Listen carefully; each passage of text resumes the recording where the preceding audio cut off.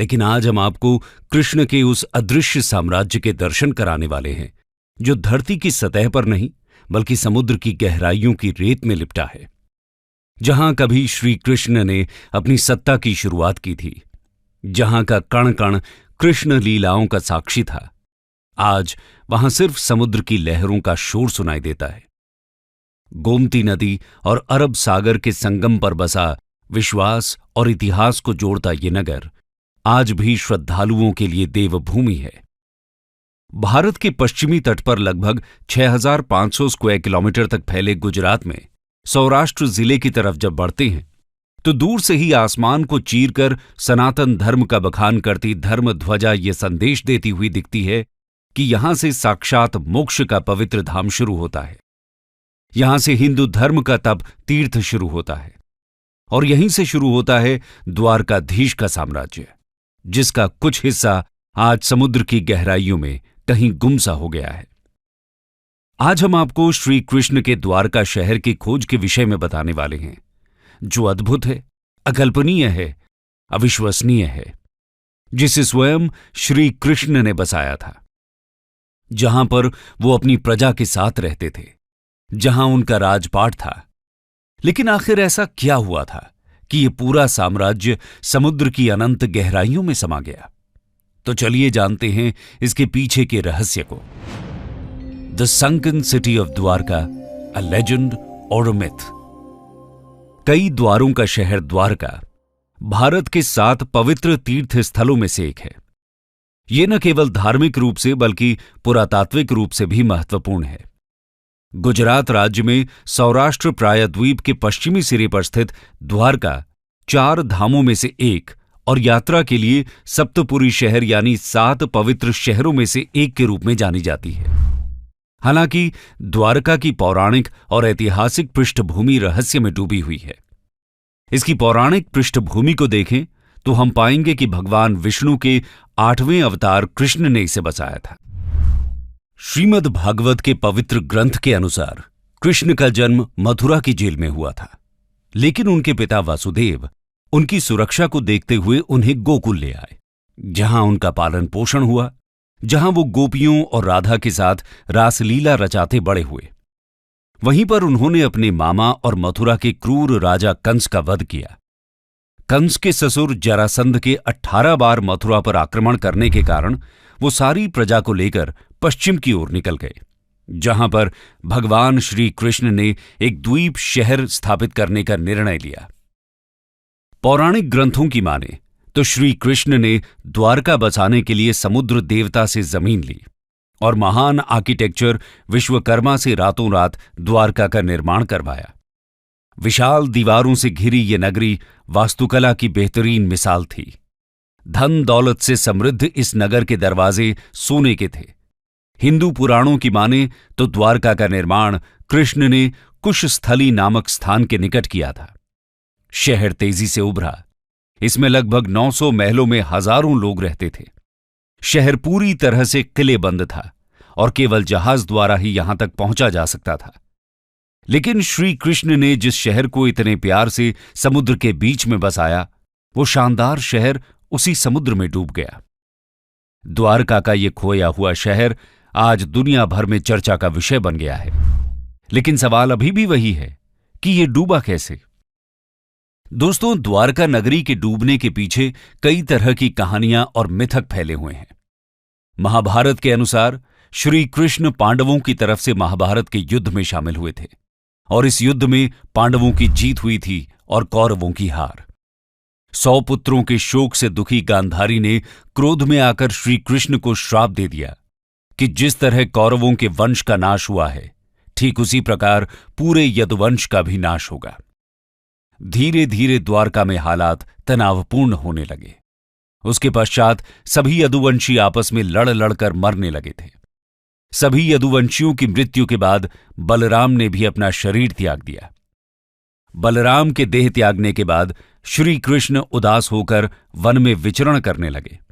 घूमते घूमते वे एक स्थान पर बैठ गए और गांधारी द्वारा दिए गए श्राप के बारे में विचार करने लगे और फिर एक पेड़ की छांव में बैठ गए।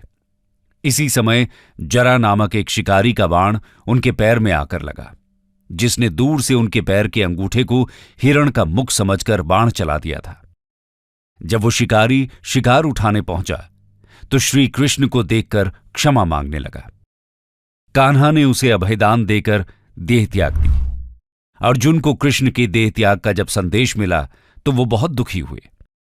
इसके बाद अर्जुन ने द्वारका पहुंचकर वासुदेव जी से कहा कि वो नगर में शेष बचे सभी लोगों को हस्तिनापुर चलने की तैयारी का आदेश दें। फिर अर्जुन ने प्रभास क्षेत्र जाकर सभी यदुवंशियों का अंतिम संस्कार किया। अगले दिन वासुदेव जी ने प्राण त्याग दिए। उस पर उनका अंतिम संस्कार कर अर्जुन सभी महिलाओं और बच्चों को लेकर द्वारका से निकल गए। जैसे ही उन लोगों ने नगर छोड़ा, द्वारका का राजमहल और नगरी समुद्र में समा गई।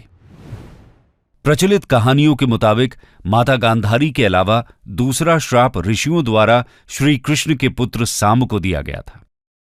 दरअसल एक बार महर्षि विश्वामित्र, देवऋषि नारद और कण्व द्वारका गए।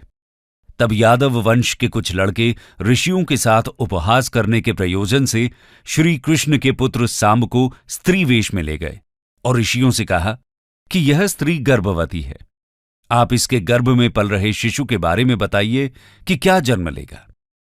ऋषियों ने अपना अपमान होता देख श्राप दिया कि इसके गर्भ से मुसल उत्पन्न होगा और उस मुसल से समस्त यदुवंशी कुल का विनाश होगा। महाभारत के 23वें और 34वें श्लोक के अनुसार जिस दिन कृष्ण 125 साल के बाद आध्यात्मिक दुनिया में शामिल होने के लिए पृथ्वी छोड़ गए थे, उसी दिन शहर अरब सागर में डूब गया था और यही वो समय था जब कलयुग की शुरुआत हुई थी। समुद्र के देवता ने भूमि को एक बार फिर से वापस ले लिया, द्वारका के खोए हुए शहर को डुबो दिया, लेकिन भगवान कृष्ण के महल को बचा लिया। यह भी कहा जाता है कि खोई हुई द्वारका नगरी पर एक उड़ने वाली मशीन जहाज द्वारा हमला किया गया था। यह लड़ाई एलियंस सिद्धांतकारों की रुचि को बढ़ाती है, क्योंकि ऐसा लगता है कि यह लड़ाई तकनीक और शक्तिशाली हथियारों के साथ लड़ी गई थी।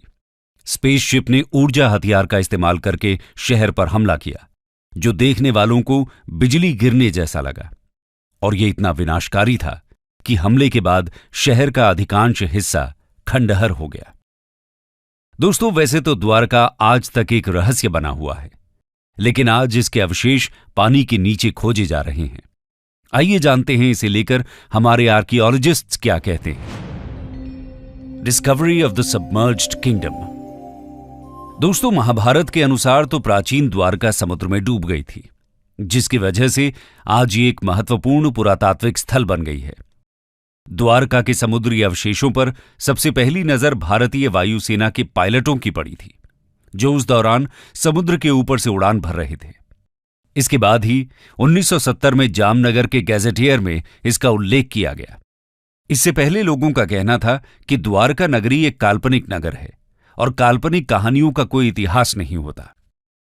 लेकिन इस शहर का पहला ऐतिहासिक रिकॉर्ड 6ठी शताब्दी में गुजरात के भावनगर के सामंत्य सिंहादित्य के पलिताना कॉपर प्लेट में पाया गया है। ये शिलालेख द्वारका के सौराष्ट्र के पश्चिमी तट की राजधानी में है और इसमें सबसे महत्वपूर्ण यह है कि इसमें कहा गया है कि श्री कृष्ण यहां रहते थे।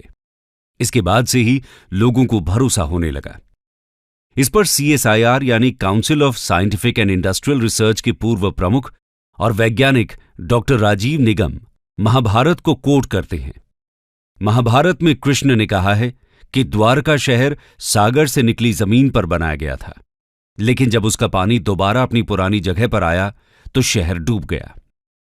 वो बताते हैं, पानी के नीचे खुदाई का काम मौजूदा द्वारकाधीश मंदिर के पास से शुरू हुआ था, जहां कई मंदिरों की एक श्रृंखला मिली, जिसका मतलब यह है कि जैसे जैसे पानी चढ़ता गया, मंदिरों की जगह आगे सरकती गई। इस अवलोकन ने भारत के चर्चित आर्कियोलॉजिस्ट डॉक्टर SR राव को आश्वस्त किया कि क्यों न समंदर के किनारे खुदाई की जाए, ताकि पता चल सके कि यहां इस डूबे हुए शहर के वास्तविक सबूत हैं या नहीं। इसके बाद साल 1979 में आर्कियोलॉजिस्ट डॉक्टर SR राव और उनकी टीम ने इसकी खोज शुरू की। उन्होंने मिलकर तथ्यों के सबूत तलाशने शुरू कर दिए। बता दें कि SR राव कहते हैं कि जिस बात ने उन्हें द्वारका में अनिश्चित उत्खनन के लिए सबसे ज्यादा प्रेरित किया वो था महाभारत की तिथि और उसके ऐतिहासिक तथ्यों को लेकर उठ रहा विवाद। इसी खोज में समुद्र से हजारों फीट नीचे उसकी गहराइयों में द्वारका के महत्वपूर्ण अवशेष मिले, जिसमें 560 मीटर लंबी द्वारका की दीवार मिली, जिसकी बनावट महाभारत के द्वारका विवरण से मिलती जुलती है। पौराणिक ग्रंथों में मिले विवरण के अनुसार द्वारका में कुल 50 खंभे थे। आर्कियोलॉजिस्ट को इस खोज में करीब 30 खंभे मिले थे। इसके साथ ही उन्हें वहां पर उस समय के बर्तन भी मिले जो लगभग 1528 से लेकर 3000 ईसा पूर्व के थे। साइट से 500 से अधिक प्राचीन वस्तुएं प्राप्त हुईं। कुछ नमूने तो 2000 साल के सांस्कृतिक उत्तराधिकार को मजबूती से स्थापित करते हैं। पत्थर के ब्लॉक, खंभे और सिंचाई प्रणालियों की खोज की गई।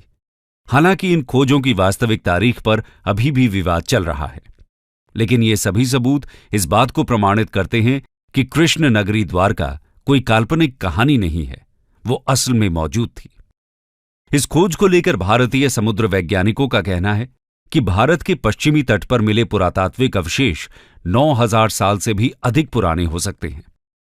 2005 में the archaeological survey of India द्वारा द्वारका नगरी की खोज फिर से आरंभ की गई। भगवान श्री कृष्ण की नगरी से जुड़े दावों और अनुमानों के वैज्ञानिक कसौटी पर कसने का समय आया साल 2007 में, जब कच्छ की खाड़ी के पास समुद्र तटीय क्षेत्र में पुरातत्व विशेषज्ञों ने नौसेना के गोताखोरों की मदद से समुद्र के भीतर उत्खनन कार्य किया और वहां पड़े चूना पत्थरों के खंडों को भी ढूंढ निकाला। भारतीय पुरातत्व सर्वेक्षण के समुद्री पुरातत्व विशेषज्ञों ने इन दुर्लभ नमूनों को देश विदेशों की पूरा प्रयोगशालाओं को भेजा। मिली जानकारी के मुताबिक ये नमूने सिंधु घाटी सभ्यता से कोई मेल नहीं खाते, लेकिन ये इतने प्राचीन थे कि सभी दंग रह गए। नौसेना के गोताखोरों ने 40,000 वर्ग मीटर के दायरे में ये उत्खनन किया और वहां पड़े भवनों के खंडों के नमूने एकत्र किए, जिन्हें आरंभिक तौर पर चूना पत्थर बताया गया था। पुरातत्व विशेषज्ञों ने बताया कि ये खंड बहुत ही विशाल और समृद्धशाली नगर और मंदिर के अवशेष हैं। भारतीय पुरातत्व सर्वेक्षण के निदेशक A.K. सिन्हा के अनुसार द्वारका में समुद्र के भीतर ही नहीं बल्कि जमीन पर भी खुदाई की गई थी और 10 मीटर गहराई तक किए गए इस उत्खनन में सिक्के और कई कलाकृतियां भी प्राप्त हुईं। डॉक्टर आलोक त्रिपाठी कहते हैं कि साल 2007 में विस्तृत खुदाई की गई है। मैं इस प्रोजेक्ट का निदेशक था। यहां हमें 10 मीटर की एक जगह में खंडहर मिले, जिन्हें समंदर ने तबाह कर दिया था। हमने तकरीबन 2 नॉटिकल मील गुणा 1 नॉटिकल मील इलाके का हाइड्रोग्राफिक सर्वे करवाया। इस इलाके के हाइड्रोग्राफिक सर्वे के डेटा से पता चलता है कि नदी का प्रवाह बदल रहा है। नौसेना के साथ चलाए गए इस तीसरे अभियान के शुरुआती नतीजों की जानकारी देते हुए भारतीय पुरातात्विक सर्वेक्षण के समुद्री पुरातात्विक विशेषज्ञों ने बताया कि इन दुर्लभ नमूनों को देश में ही नहीं बल्कि विदेश की प्रयोगशालाओं को भेजा गया और वहां से मिली जानकारी और कार्बन डेटिंग शोध के मुताबिक ये नमूने 9500 साल पुराने हैं। विदेशी वैज्ञानिक भी इस बात को जानकर हैरान थे। इन सैंपल्स को विदेशी प्रयोगशालाओं में भेजने का असली मकसद यही था कि इन पर किसी भी तरह का कोई शक न रहे। इस स्थान पर बड़ी संख्या में लंगर पाए गए, जिससे पता चलता है कि द्वारका एक ऐतिहासिक बंदरगाह था और उसने 15वीं से 18वीं शताब्दी तक भारतीय और अरबी क्षेत्रों के बीच व्यापारिक संपर्कों में भूमिका निभाई होगी। संस्कृत में द्वारका शब्द का अर्थ द्वार या दरवाजा है, जो संकेत देता है कि ये प्राचीन बंदरगाह शहर भारत आने वाले विदेशी नाविकों के लिए एक पहुंच बिंदु के रूप में कार्य करता होगा। पुरातत्वविद अब प्राचीन शहर की दीवारों की नींव की खोज के लिए पानी के नीचे खुदाई की तैयारी कर रहे हैं। भारतीय पुरातत्व सर्वेक्षण के निदेशक A.K. सिन्हा के अनुसार द्वारका में समुद्र के भीतर ही नहीं बल्कि जमीन पर भी खुदाई की गई थी और 10 मीटर गहराई तक किए गए उस उत्खनन में सिक्के और कई कलाकृतियां भी मिली हैं। उन्होंने माना कि जमीन पर मिले अवशेषों की समुद्र में मिले अवशेषों से समानता मिलती है। इस विषय पर जानकारी देते हुए भारत के समुद्र तकनीकी विभाग के मंत्री रहे मुरली मनोहर जोशी ने बताया था कि ध्वनि चित्रों से मानव निर्मित शिल्प का पता तो चला ही है, साथ ही एक प्राचीन नदी का भी पता लगाया गया है जो 9 किलोमीटर तक लंबी है, और इसके किनारे पर ही इस प्राचीन सभ्यता के अवशेष और शिल्प पाए गए हैं। समुद्र तल से जो शिल्प निकाले गए उनका भी कार्बन डेटिंग शोध किया गया, जिससे यह पता चला कि वो भी करीब 9000 साल पुराने हैं।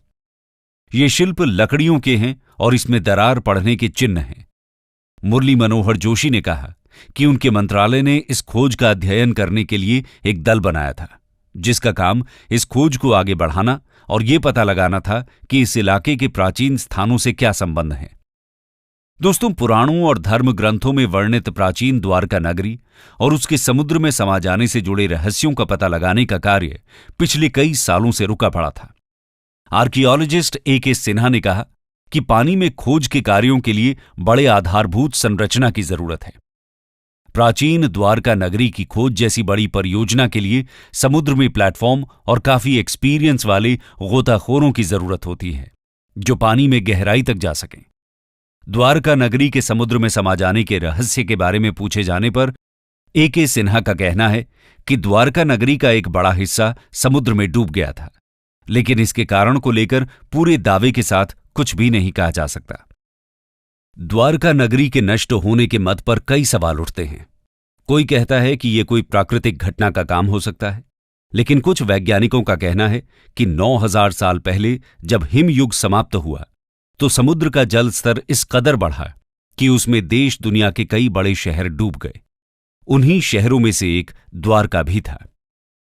एक सिद्धांत के अनुसार खोया हुआ द्वारका शहर लगभग 3500 साल पहले पुनः प्राप्त भूमि पर बनाया गया था और समुद्र का स्तर बढ़ने पर पानी में डूब गया था। वैज्ञानिक अध्ययनों से पता चला है कि 1000 ईस्वी में अपने वर्तमान स्तर तक पहुंचने से पहले क्षेत्र में समुद्र का स्तर कई बार बढ़ा और घटा है। समुद्र के स्तर में यह परिवर्तन भूवैज्ञानिक गड़बड़ी से लेकर तटीय कटाव तक किसी भी कारण से हो सकता है। हालांकि इस मामले पर आज भी शोध जारी है और अब तक जो भी सबूत मिले हैं उससे सिद्ध होता है कि ये एक असली घटना है। हमारे बीच एक और सबूत यह भी है कि महाभारत में जिन 35 शहरों के बारे में लिखा हुआ है वो आज भी हमारे बीच मौजूद हैं। आर्कियोलॉजिकल डिपार्टमेंट को इसके कई प्रमाण मिले हैं। भारत और इसके आसपास के कई देशों का महाभारत में उल्लेख हुआ है। इंद्रप्रस्थ भारत की राजधानी दिल्ली है। हस्तिनापुर आज उत्तर प्रदेश राज्य का मेरठ जिला है। कुरुक्षेत्र हरियाणा का एक जिला है। वहीं गांधार आज अफगानिस्तान में स्थित है। तो वहीं श्री कृष्ण की द्वारका भी गुजरात का एक शहर है। कंक्लूजन। दोस्तों, इस रिसर्च से इतना कहा जा सकता है कि द्वारका एक छोटा शहर नहीं था, बल्कि एक विस्तृत और समृद्ध राज्य था। ये सभी साक्ष्य और सबूत जब भविष्य में भारत के समृद्ध और प्राचीन इतिहास को बताने के रूप में पेश किए जाएंगे तो ये हमारी सभ्यता के लिए बड़े ही गर्व की बात होगी। दोस्तों, आपका इस विषय पर क्या कहना है? कृष्ण जीवन का सार सिखाते हैं, व्यर्थ की चिंता, व्यर्थ के डर से मुक्त करते हैं, भविष्य को छोड़ वर्तमान में जीने का पाठ सिखाते हैं, कर्म का सबसे बड़ा मर्म समझाते हैं। पर आज श्री कृष्ण की निशानियों के साक्षात दर्शन के लिए आवश्यक है कि समुद्र का मंथन एक बार और हो और जो शुरू किया जाए उसे निष्कर्ष तक पहुंचाया जाए।